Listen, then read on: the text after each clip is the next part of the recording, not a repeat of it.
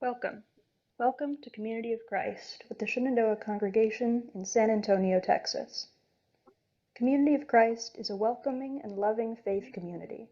We proclaim Jesus Christ and promote communities of joy, hope, love, and peace. Please take a moment and like our video, subscribe to our channel so you don't miss anything, and comment to tell us where you are joining us from. Keep our contact details and share with us how we can minister to your needs.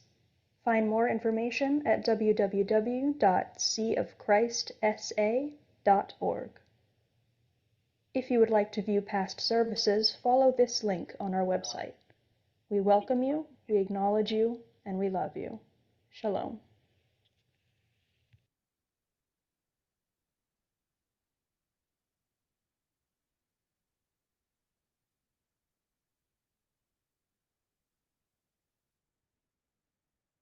Good morning, everybody.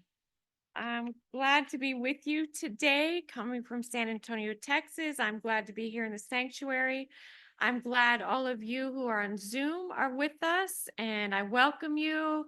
And if you are a midweek watcher on our YouTube channel, I welcome you as well. And any visitors that are here today, I'm so happy to see you. Happy to greet you, and you are always welcome, either here in the sanctuary or on Zoom. So the theme today, be ready to proclaim the gospel of peace. We've had some talk about the armor. I'm actually not going to dwell on the armor today. I'm going to be talking about being ready and being willing to step out in faith to be the person that proclaims that gospel of peace. So when I was asked to speak this Sunday, I was like, oh, I know exactly what I'm going to talk about. I have it ready. All I got to do is write it down. Because I'm going to be sharing a personal testimony today with you about my experience this past summer at junior high camp, serving as camp pastor at Camp Cienito. So before I get into that, I got to tell you a little history about how I got there. I didn't grow up in this area, so I didn't grow up going to Cienito, but Richard, my husband, did, and our kids have grown up at Cienito. So it's a very important place for our family. Now, I got to tell you, Cienito has a pretty strong track record of stretching me beyond my comfort zone. A few examples. When our kids were small, it was hard to get through the week corralling 4 kids. Well, we started just 2. I believe the first time the girls went to reunion with Richard, I was somewhere else that week at a kinder music thing. I believe Cassandra was 2 and Miranda was 4. And then Audrey and Addison hadn't been born yet. And then the next year. And then by the 3rd year that they were going to be going back, we had 5-month-old twins, 4 kids at Camp Cienito. Okay, we're getting used to having 4 kids. It's rough, but at least the babies don't know any better and they're sleeping at night. Okay, the next year when we went, Miranda was 6, Cassandra was 4, and we didn't want to not go because they'd been going and they loved it. Audrey and Addison were 17 months old, and now they were picky about where they were sleeping. Y'all, we got no sleep that week. And Richard and I had the worst fights of our marriage that week because we had no sleep and we were trying to buy our house like the same week that we were out there. It was stressful. It was terrible. Audrey and Addison had no idea. Miranda and Cassandra had no idea, but my goodness, that was a bad week. But we made it. We bought the house and we're still there. Then the kids get a little older. Sending them off to camp for the first time, that's hard on a mama's heart. But we did get our favorite Miranda saying when she came back from her first week. We said, Miranda, how was camp? It was good. Did you miss us? And in all of her 7-year-old wisdom at the time, she said, I missed you about 25%. She is now an auditor. Okay. Kids were a bit older. Audrey and Addison were 6, and then Cassandra was 9. Miranda's 11. We served as co-directors at Reunion 2 for the first time. All right, they'd been there long enough. They were kind of free range, and they just kind of did their own thing that week, and we were trying to keep up. This was all stretching us out of our comfort zones, but we were blessed to be a blessing. We wanted to serve. And then by the time Audrey and Addison were 8 and they were at junior high camp, junior camp. That was the first time I volunteered as a counselor. And then after that, they said, hey, you want to be a director in training? And then after that, hey, you want to be a director? And anyway, so that's been the pattern. You serve, and then they keep wanting you to serve. It's funny how that happens. So this summer, Joanne Brather, who was going to be serving her 2nd year as the director of junior high camp, she was in a similar position as me. She had, after her first year being on staff there, they asked her to be the director the next year. And she did. And that first year was a little rough for her because she was trying to figure out what was going on. And the first year, Bobby Price had been camp pastor for her. And now this 2nd year, Bobby, with health concerns and family matters, I can't serve as camp pastor anymore. So Joanne was looking for a camp pastor. She actually asked a couple, 3 other people, and for one reason or another, they were not able to serve. And so then she called me and said, would you serve? And I mean, I know what it's like to ask people to serve and they say no. So I said yes. I wanted to support her, even though I had never worked a junior high camp and I had never been a pastor for a camp. Wow. Okay. I took a leap of faith, and it was an opportunity for me to proclaim the gospel of peace. So there is a first time for everything, right? So kind of said to myself the mission prayer. God, where will your spirit lead today? Help me be awake and ready to respond. Grant me courage to risk something new and become a blessing of your love and peace. Amen. All right, so I'm taking a risk. Oh my gosh, how am I going to pull this off? I have to confess, I really did not have high expectations for myself or how this was going to go over with the kids. I honestly, when I said yes, I kind of was just filling a hole. I was filling a position. But I had observed 2 things while working this past year at a middle school. I had observed in that population, I've been working as an attendance clerk in front office at Hill Middle School. There's 1,050 6th, 7th, and 8th graders coming in that front door every day. And I worked with some of them closely as office aides, 8th graders. And I observed 2 things: a lack of self-esteem and a huge lack of empathy. So honestly, I remember being that age. I remember feeling like I had no self-esteem. I think I had some empathy at that time, but I was so awkward and so concerned about what people were thinking about me that I really didn't have time to think about others. And I think that's fairly typical for middle school kids. Honestly, some of us don't grow out of that. So again, how am I going to pull this off? There's 5 days of theme class, 50 minutes a class. We did have a theme. Joanne had chosen the theme, Be the Light. But there was no curriculum. It was just a blank slate. Kathleen, I'm going to leave it up to you.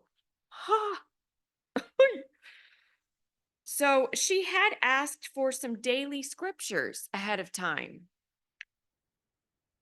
Okay, so I did a search on Bible Gateway on the word light. I got to start somewhere. So I did that. About half of the scriptures that came up were about lightning, not light. All right, throw those out. So I cut and paste them onto a Word document, printed them out, and I just started studying them, reading them, looking at them.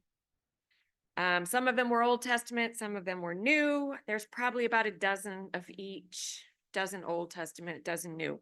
So I kind of whittled it down to my 5 favorite Old Testament and New Testament scriptures, and I sent those off to Joanne. All right, check. That's my first order of business. Okay, so I was preparing for my classes, and I felt like I really just had 2 goals for the week with these kids. I wanted to get them out of their own heads and paying attention to each other. And then I wanted to just teach some basic Bible literacy, Old Testament, New Testament. Now, last summer, I found out these kids had their phones with them during the week, and it wasn't good. There was bullying, there was gossiping, there was like doom scrolling, people with their heads in their phones. And Joanne said, we're not doing that again. So she made the decision that this summer, no phones. All right, great. That's at least going to give them an opportunity to get out of their own heads and looking at each other.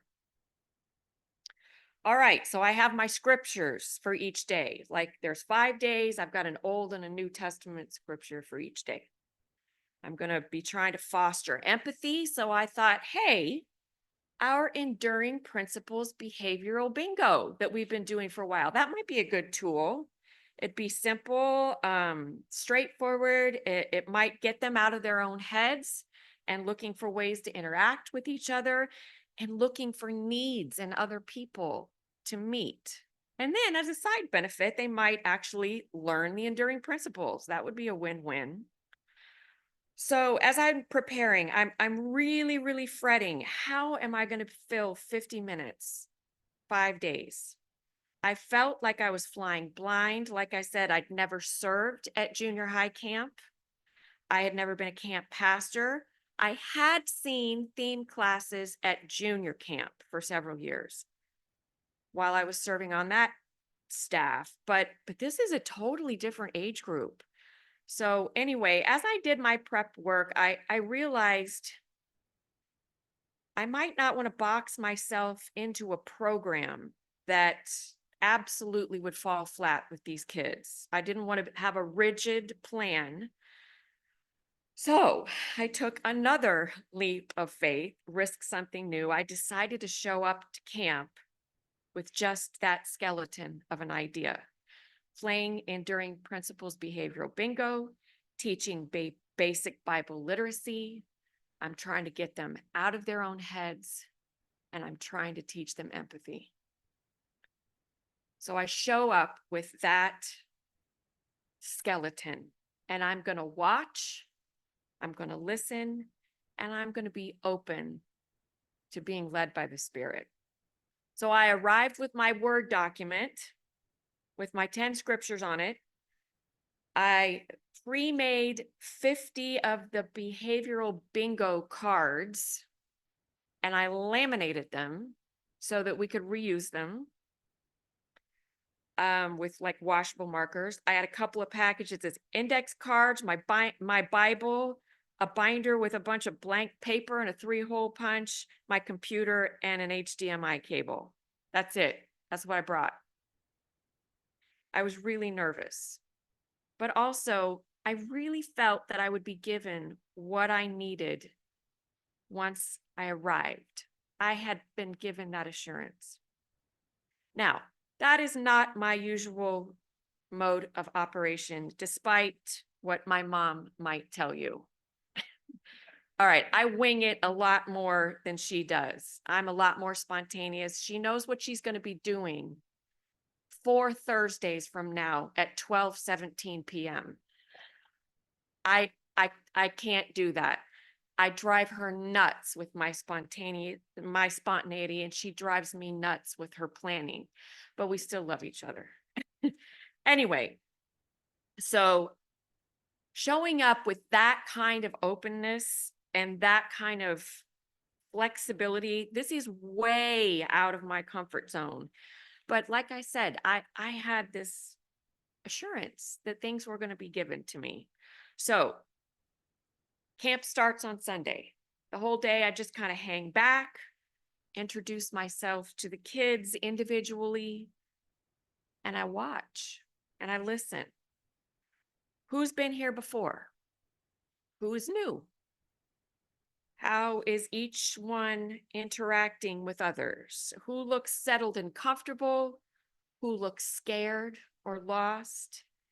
And I purposefully did not ask the director, Joanne, about how kids had behaved in previous years. I wanted a blank slate for the kids. I didn't want to know who was your problem last year. Don't tell me that.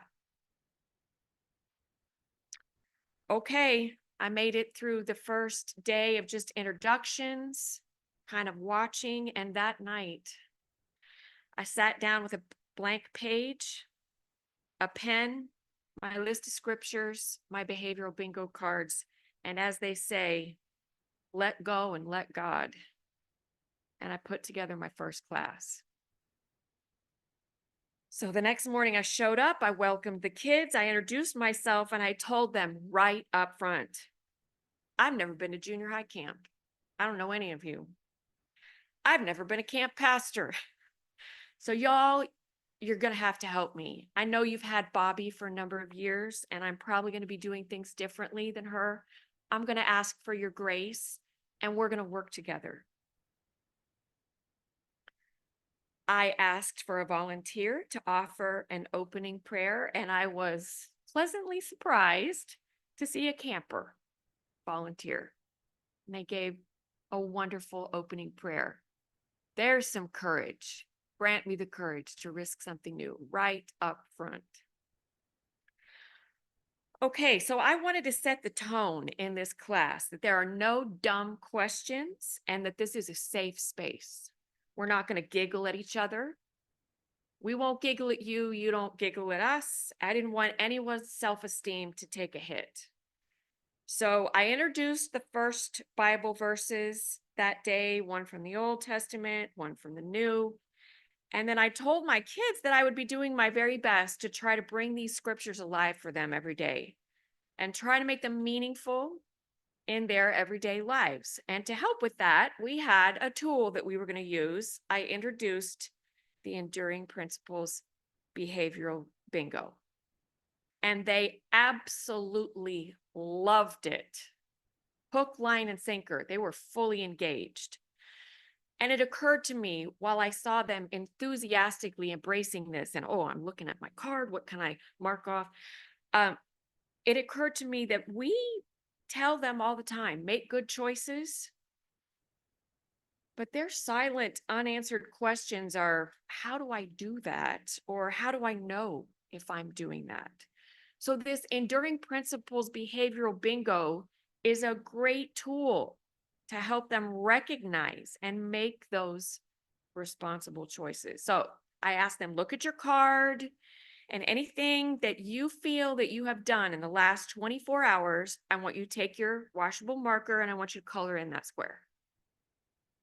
And then I had them talk with a few people around them, kind of in a small group. Now, I had adapted these squares from what we see here. So I adapted them to be a little more targeted toward the middle school age group. But, you know, I left some of them pretty high level, and I was hoping that they would ask for some explanation from maybe another staff member or from each other after we had established that we were a safe space and there were no silly questions. And you know what? They did. After they talked amongst each other, we asked who'd gotten a bingo, and almost everyone had at least one. All right, who's had two? Who's had three? And we all celebrated with each other. And then I introduced what our enduring principles are, because they'd been looking at these boxes and they probably hadn't really seen underneath what the enduring principle is. They just saw, I did something nice for someone. I picked up some trash.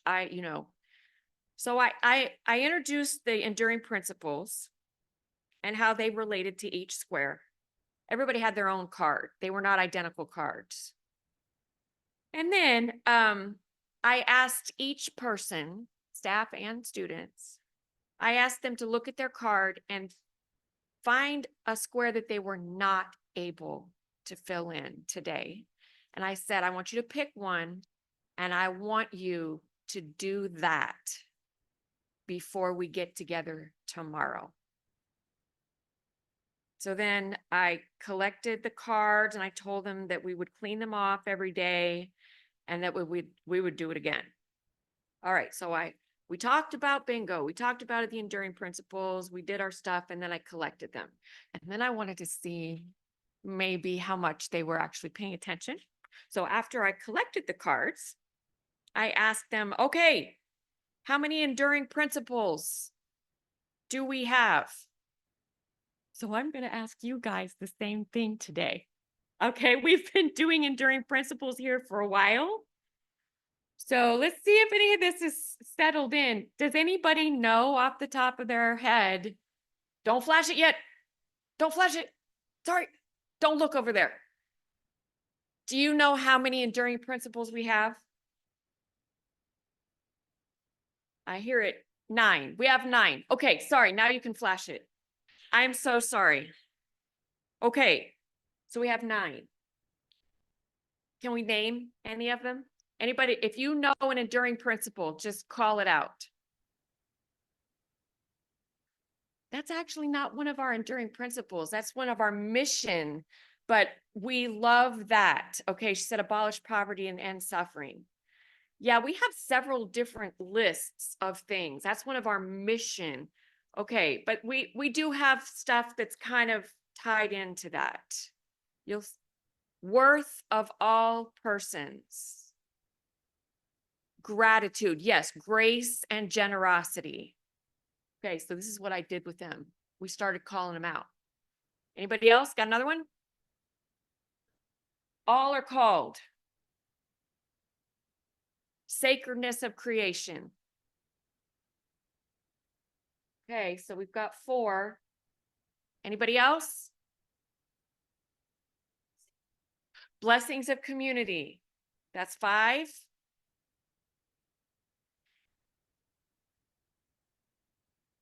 Anybody else? Okay, that's pretty darn good. So we're going to reveal the other ones. So we've got continuing revelation. We've got pursuit of peace. We have, what is that? Unity and diversity? No, responsible choices, and then unity and diversity. I got out of order a little bit. These are our 9 enduring principles. So y'all, when I gave them those bingo cards and I had just introduced it to them, it was fresh in their mind, and I took it back, they were able to come up with 6. I thought that was pretty good. You did better because it's not fresh in your mind. I hadn't told you these. We've just been doing it for a while. So we came up with 5. That's good. Okay, we can stop sharing the slide for a while. So I'm going to tell you a little bit more about how the week went. After the first day, I had several kids tell me that they really liked this behavioral bingo game, and it changed their perspective. It made them watch. It made them observe. It spurred them into action to do things. By the way, the bingo card that I made for them, it was only one-sided. The ones that we do here, we have an action like giving, and then we have a gratitude receiving on the back. I wanted them to do, so I only did action stuff.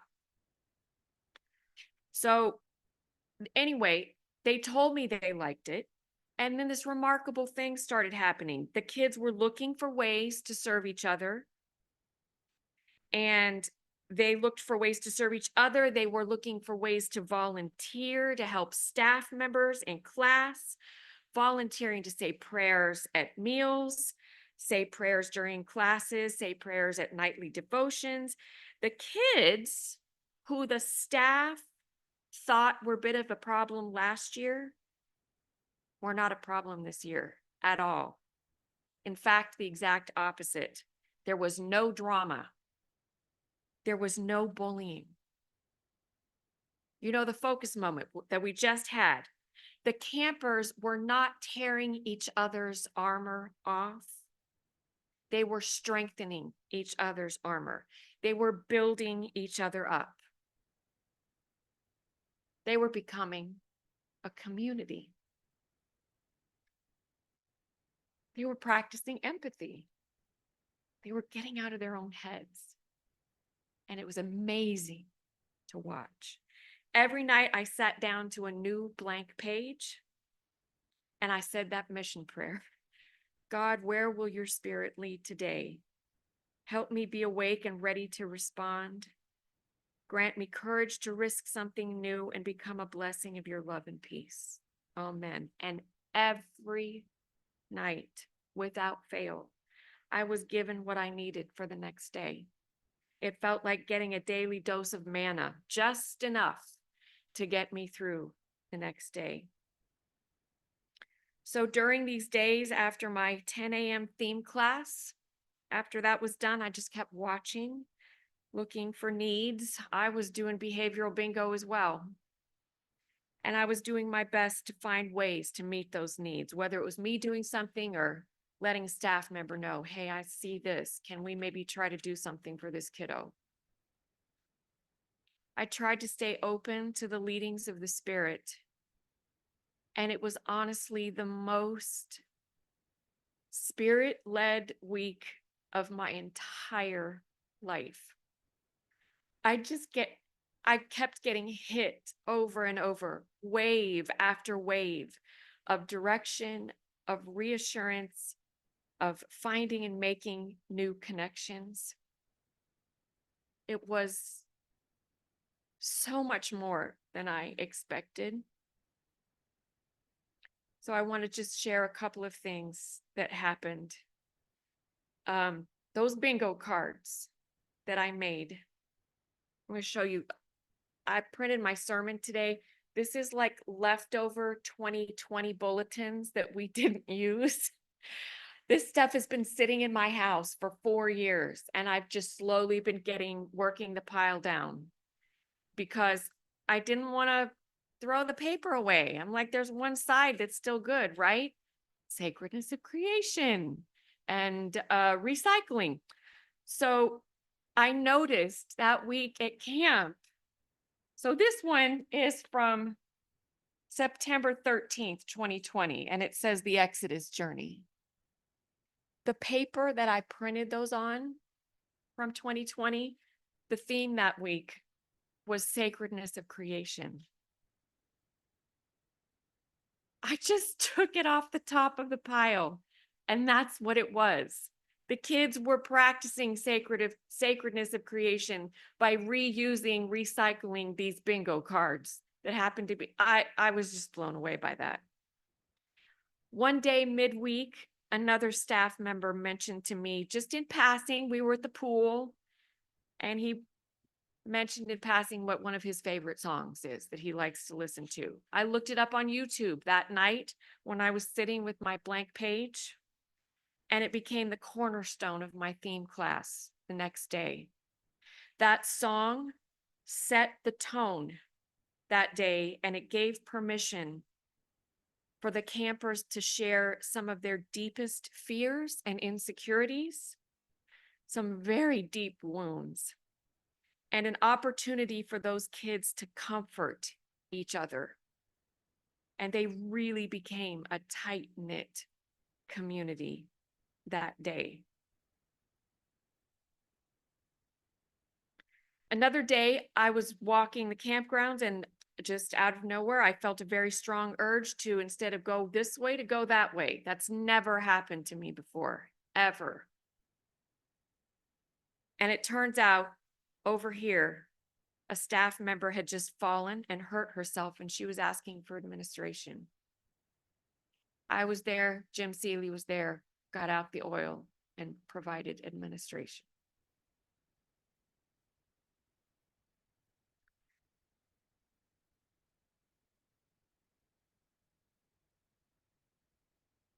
The last experience I want to share with you, and there are just too many to put it all here, but the last one for the week really floored me. Do you remember I told you that I just did a search on Light on Bible Gateway and came up with 10 verses? Send it off. I discovered at the end of the week that the Spirit had been preparing me for weeks before getting there. After I made it through my 5 classes, one day at a time, I was asked to plan the closing worship service for Saturday morning right before the kids went home. And again, I had nothing to work with, but I sat down with my blank paper. I sat down with that Word document with my 10 scriptures. And I thought, maybe I'll ask 10 campers to each read one of these so we can revisit our scriptures. And as I studied them again, thinking, who could I ask to read each of them? I suddenly realized that I could use one of these scriptures as a call to worship, and the other 9 verses, each tied to one of the enduring principles. Can we share the slide? For the call to worship, Proverbs 6:23. For this command is a lamp, this teaching is a light. From Matthew 5:16. In the same way, let your light shine before others, that they may see your good deeds and glorify your Father in heaven. All are called. Isaiah 2:5. Come, descendants of Jacob, let us walk in the light of the Lord. Blessings of community. Psalm 4, verse 6. Lord, let the light of your face shine on us. Continuing revelation. 1 John chapter 1, verse 5. God is light. In him there is no darkness at all. Grace and generosity. Psalm 27, verse 1. The Lord is my light and my salvation. Whom shall I fear? Pursuit of peace. Matthew 5:15. Neither do people light a lamp and put it under a bowl. Instead, they put it on its stand, and it gives light to everyone in the house. Responsible choices. 2 Corinthians 4:6. For God said, let light shine out of darkness.